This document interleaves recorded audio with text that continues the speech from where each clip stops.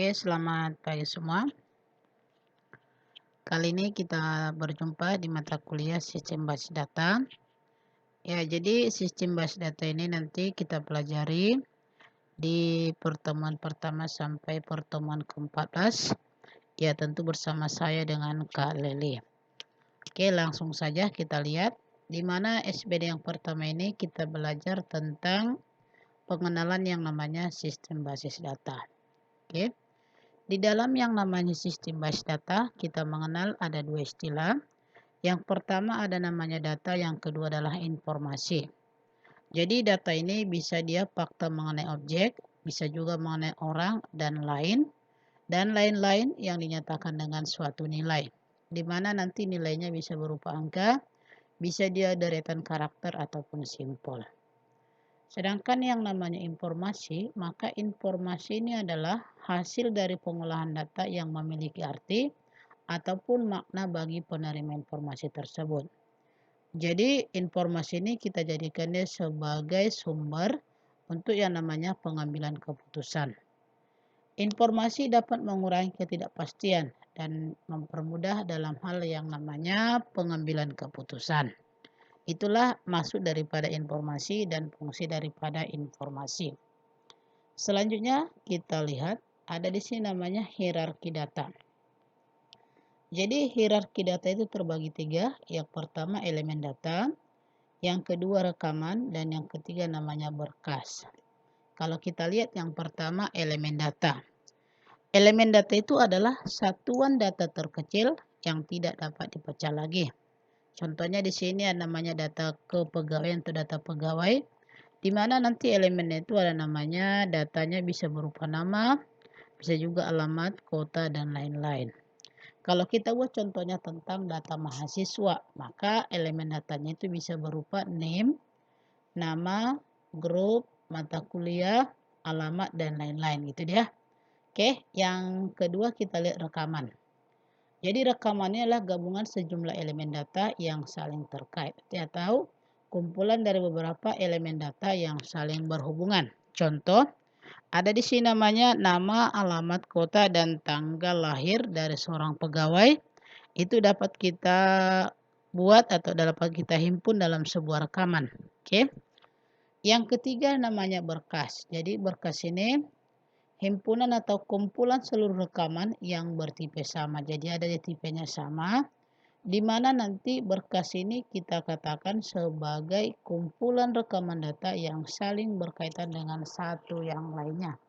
Oke, di mana kita buat contohnya ada sini adalah berkas atau file itu kita buat contohnya lah file kepegawaian, atau misalnya bisa juga kita buat contohnya adalah file mahasiswa. Itu dia tentang hierarki data. Oke.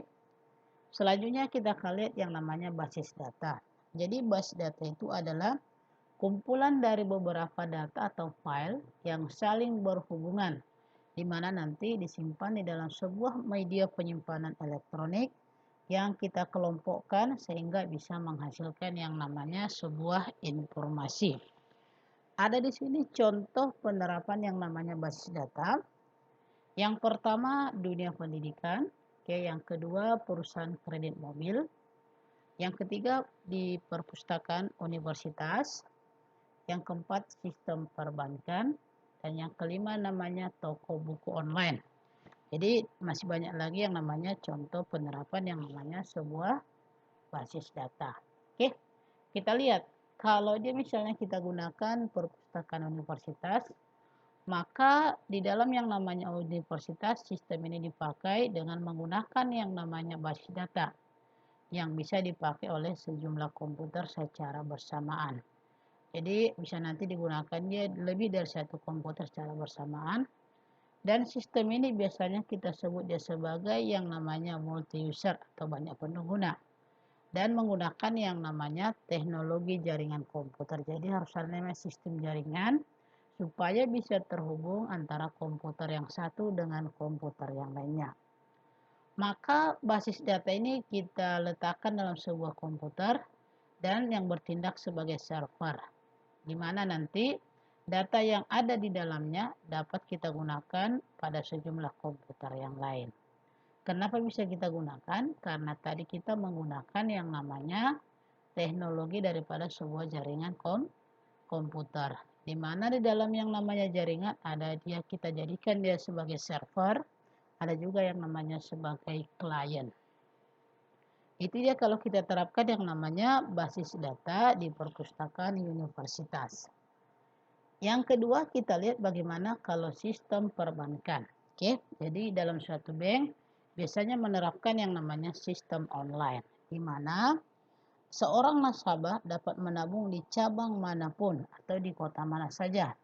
Dan nasabah juga dapat menarik uang dari cabang mana saja.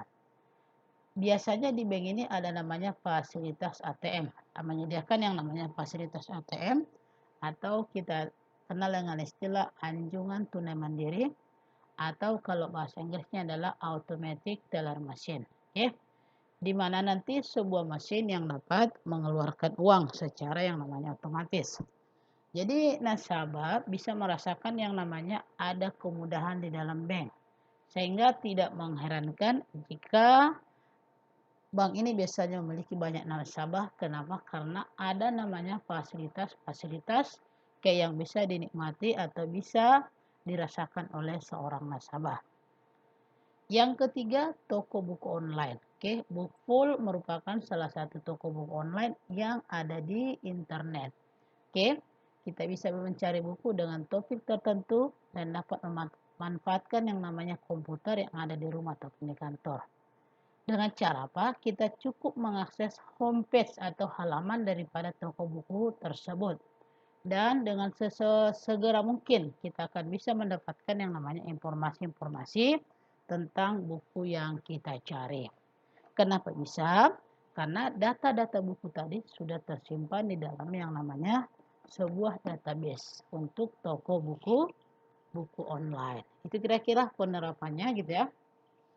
Bisa tadi di perpustakaan universitas, bisa namanya sistem perbankan, bisa juga yang namanya toko buku online, dan masih banyak lagi tadi sistem penerapan yang namanya basis data. Yang berikutnya kita akan melihat operasi pada basis data. Artinya, di dalam basis data apa-apa saja yang bisa kita lakukan. Oke. Yang pertama kita bisa menambah file baru atau menambah data. Kita bisa mengosongkan berkas atau menghapus berkas. Bisa juga kita menyisipkan data atau menambah. Bisa juga di sini mengubah data. Bisa kita menghapus dan bisa juga kita membuat yang namanya kita sajikan informasi itu dalam bentuk yang namanya laporan. Jadi hasil akhir dari semuanya adalah kita harus bisa menyajikan yang namanya suatu informasi dalam bentuk yang namanya laporan. Itu dia yang menjadi operasi pada basis data. Oke, kita lanjut. Di sini namanya sejarah munculnya basis data. Oke. Menurut sejarah, sistem pemrosesan basis data terbentuk setelah masa sistem pemrosesan manual dan sistem pemrosesan berkas. Di mana dia sistem pemrosesan manual atau berbasis kertas ini adalah bentuk pemrosesan data yang menggunakan setumpuk rekaman yang disimpan pada rak-rak kertas. Jadi data kita itu disimpan dia di kertas dan dibuat di dalam bentuk yang namanya tumpukan rak-rak kertas. Yang kedua ada namanya sistem pemrosesan berkas. Jadi di sini namanya berkas di mana bentuk pemrosesan data menggunakan komputer di mana nanti sekelompok rekaman disimpan pada sejumlah file secara terpisah. Sistem pemrosesan berkas memiliki kekurangan, di mana kekurangannya nanti yang pertama kemubaziran data, artinya bisa saja ada data yang sama. Yang kedua keterbatasan berbagi data, artinya kita tidak bisa share data sewaktu-waktu atau semau kita. Kenapa? Karena dia terbatas. Baru yang berikutnya ketidakkonsistenan dan kurangnya integritas. Baru yang keempat ketidakluasan. Itu dia kira-kira yang namanya kekurangan daripada sistem pemrosesan berkas. Untuk yang keempat ini Anda bisa lihat di sini gitu ya. Oke. Baru yang ketiga namanya sistem pemrosesan basis data. Ini sudah pemrosesan data yang menggunakan komputerisasi berbasis database. Sistem pemrosesan basis data dimaksudkan untuk mengatasi kelemahan-kelemahan yang ada pada sistem pemrosesan berkas. Sistem ini dikenal dengan sebutan yang namanya DBMS atau Database Management System. Nanti untuk Database Management System nanti kita bahas di SPD yang kedua. Oke, kita lanjut yang terakhir. Di sini ada namanya evolusi teknologi basis data. Oke, yang pertama tahun 1960-an. Kita lihat perkembangan dari basis data itu yang pertama di tahun 1960-an ada namanya sistem pemrosesan berkas. Yang kedua namanya DBMS. Yang ketiga ada layanan informasi secara online berbasis manajemen teks. Oke. Yang kedua 1970-an, di sini sudah ada penerapan sistem pakar. Baru ada namanya basis data berorientasi objek. Pada tahun 1980-an, sini sudah namanya sistem hypertext. Oke. Artinya kita bisa mencari atau melihat basis data secara acak menggunakan yang namanya keyword atau kata kunci seperti yang sering kita terapkan pada internet. Contoh, kalau kita ingin mencari yang namanya informasi tentang komputer, ya tinggal kita buka di Google, kita ketik komputer. Jadi komputer itu disebut dia sebagai kata kunci. Maka setelah kita ketik komputer, kita enter atau kita search gitu ya, maka muncul ya tertampil informasi-informasi tentang komputernya. Kenapa? Karena data-datanya itu tersimpan di dalam yang namanya basis data dia secara acak. Oke, dan kita sudah mencarinya dengan menggunakan yang namanya keyword. Yang terakhir tahun 1990-an ada sistem pakar data cerdas. Ada juga namanya sistem basis data multimedia cerdas. Artinya di sini kita sudah mengenakan yang namanya artificial intelligence atau yang namanya kecerdasan daripada buatan. Oke, itu dia tentang evolusi teknologi basis data. Adik-adik, demikian untuk SPD yang pertama. Kalau ada pertanyaan bisa ditanya nanti, bisa ditanya via WA, bisa juga yang namanya ditanya melalui Google Classroom kita. Silakan dibaca-baca dan silakan dipahami. Mudah-mudahan adik-adik kita semua ada dalam keadaan sehat-sehat supaya kita bisa bertemu seperti biasa. Itu dari saya. Terima kasih. Tetap semangat. Salam sehat.